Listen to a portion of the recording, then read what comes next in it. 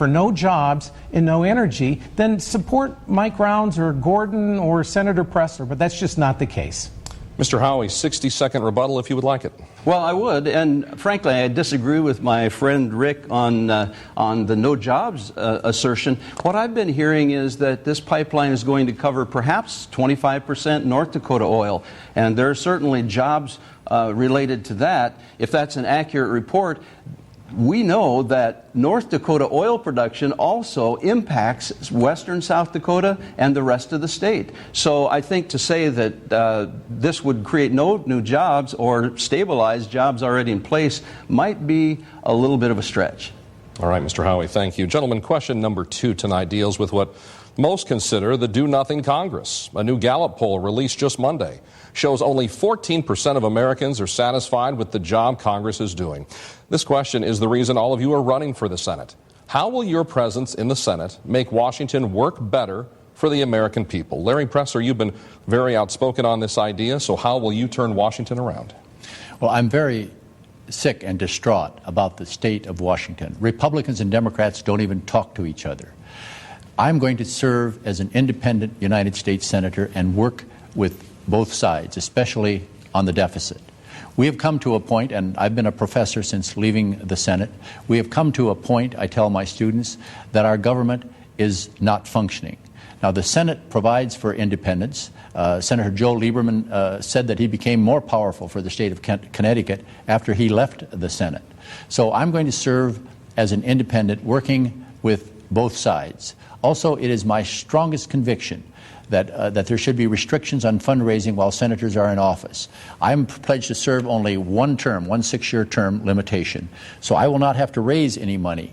United States senators spend 52% of their time raising money for the next election. I'll be able to do 2 terms of work in 1 term. And I'm pledged to serve only 1 term as a reform. So I've had the experience, and I want to go and make it work. All right, Mr. Pressler, thank you. Rick-Weiland, 60 seconds on how you will make Washington better. Well, the first thing I'm going to do when I get elected is put forward my own constitutional amendment that would overturn Citizens United and get money out of our political process. I really do believe that money is driving the show out there, and it's polarized the Congress. It's polarized the nation. And when you've got folks like the Koch brothers threatening to spend over $200 million on this election cycle and demanding from the candidates that they support that they toe the line, you got a problem in Washington, D.C. And that's what we need to fix first. I think if we can get that done, we'll get back to some civility that we used to have, back in the day, but it was so long ago that people have forgotten how Congress is supposed to work. There needs to be compromise. There needs to be people working across the aisle. And, we can take it back, but we have got to get the money out of our political system. It's really the sole reason I got into this race. Washington's broken. But it's broken because it's been taken over by big money special interests who like to keep it that way. Because when Washington's broken, they're prospering. And that's really unfortunate, but that's where we're at today. Gordon Howie, 60 seconds. If you're elected to the Senate, how will you make Washington better? Well, I think you start from a premise of fairness. And I don't mind calling out Republicans or Democrats when they're being unfair. I think the Republican leadership in this state demonstrated significant unfairness when they refused to even provide a second to the motion Susan Wismer brought forward to call for testimony from former Governor Rounds and others on the EB-5 scandal. So I think you begin with fairness, and fairness means Republicans don't just stonewall ideas any more than Harry Reid stonewalls legislation in the Senate right now. I want to commend my opponent in this race, Rick-Weiland. I extended an invitation to all the candidates to sit down with me on television for 30 minutes, one-on-one, to talk about issues and share our concerns. Let South Dakota voters see who we are, what we believe. The only candidate who's accepted that invitation is Rick-Weiland. So South Dakota is going to get an opportunity to see what we can do when we're working together and talking together. The voters understand the issues, and that's significant. Mr. Howie, thank you. Mr. Pressler, a 60-second rebuttal if you would like it. Yes, if elected, I shall sponsor legislation introduced by Congressman Petri of Wisconsin to limit contributions and to reward small contributors. And this will be one of my first acts because I think we need to limit it. Also, as an independent, I will not be raising money as a United States Senator. And the people, I have only about 1% as much money available to my campaign as my opponents who are running for the party under the party nominations, because independents just don't get that sort of special interest money. But that means I have a much harder time getting my message out, so I will need all of your help in getting the message out. But people will have an opportunity in South Dakota to vote for a shoestring campaign, which mine is. People will have an opportunity to vote for a campaign that's not drowning in special interest money, and my campaign will only have about 1% as much money as the two-party candidates, and that needs to change in America. Gentlemen, one of the central challenges facing the United States right now and the larger global community is this growing threat from ISIS militants in the Middle East. We know they are engaged in ethnic and religious cleansing in Iraq and Syria, and through their use of social media, they have even threatened the American homeland. This is our question. Gentlemen, what specific steps should the United States take to dismantle ISIS and eliminate the threat this group poses? Rick-weiland, 90 seconds. We begin with you. Well, I'm sure we're all going to be listening to the president tonight as he addresses the nation, and I wish him well. I think we all have to agree that ISIS is a serious threat. The public murdering of two foreign, American journalists on foreign soil was really an atrocious act of violence and needs to be addressed. That being said, I don't believe we can unilaterally go it alone in the Middle East any longer. I'm hoping that the president will be talking about building an international coalition because ISIS is a threat to the United States, but it's also a world threat. And the world community, the international community, needs to come together to get rid of this threat. Now, I'll support airstrikes if that's what the president thinks we need to do, but I won't support boots on the ground. I just simply cannot support sending our sons and daughters back over to the Middle East to fight another war. We have paid dearly in this country for the wars in Iraq and Afghanistan, with loss of life and treasure, millions, trillions of dollars spent, in Iraq and Afghanistan, and the cost of these wars are still going. We need to take care of our people here. There are a lot of unmet needs, including those veterans that have returned from Iraq and Afghanistan. They need timely, accessible, quality care in our VA healthcare system, and we're making some improvements in that, but it took a crisis to get it done. So we need to listen carefully to the president tonight. An international approach, airstrikes, but no boots on the ground. Mr. Howie, 60 seconds on how we deal with ISIS.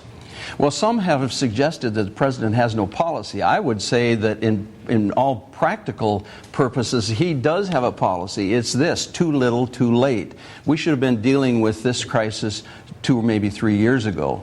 We need to support our friends, like Israel, for instance, because it's even more economically viable for us to help people who are fighting the same battle we're fighting.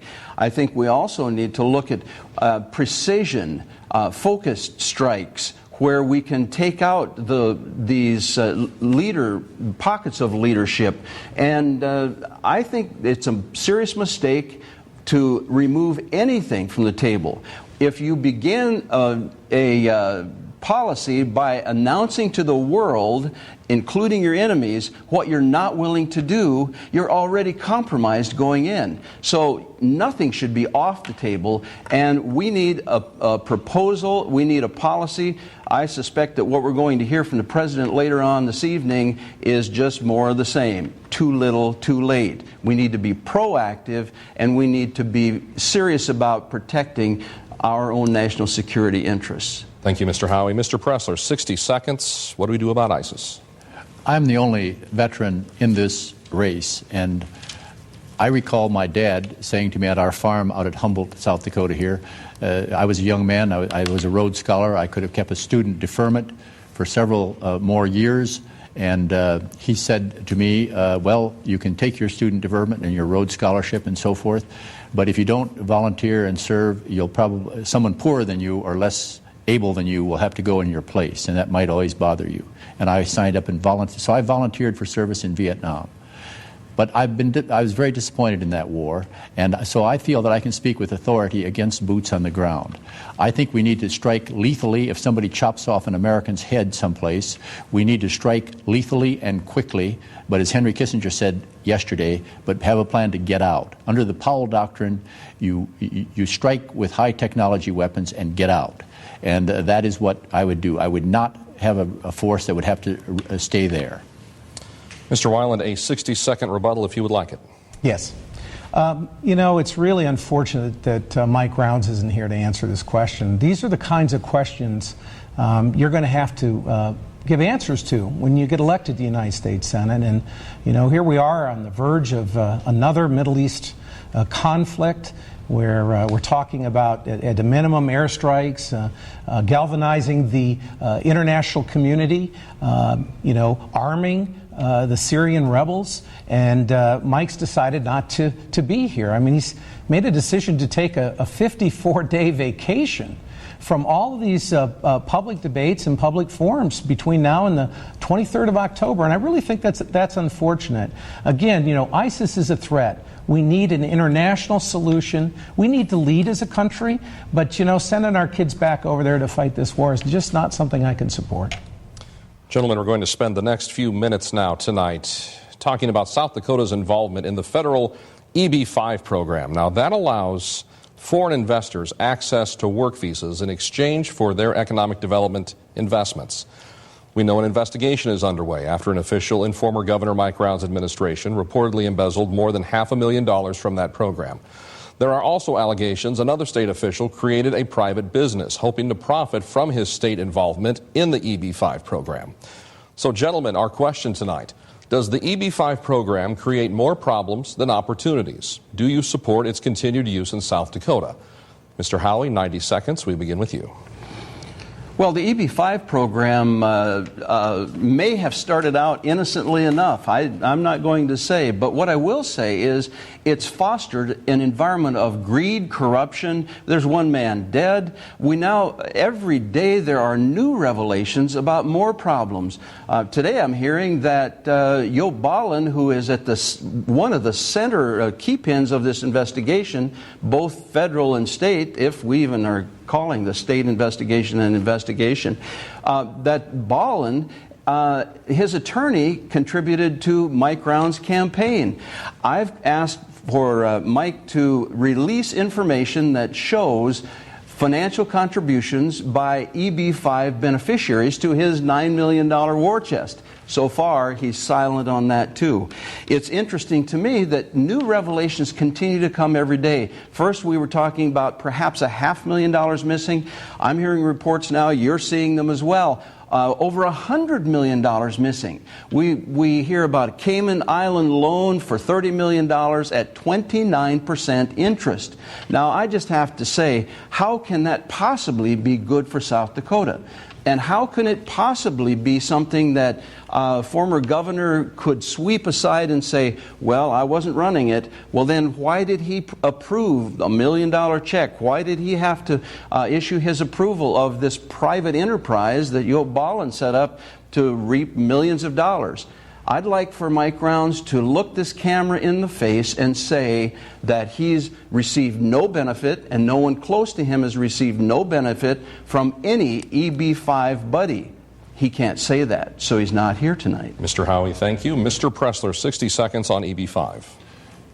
Fortune magazine has reported that South Dakota is one of the most corrupt states in the United States, and that's a shame for our states, and that's part of the reason that I ran.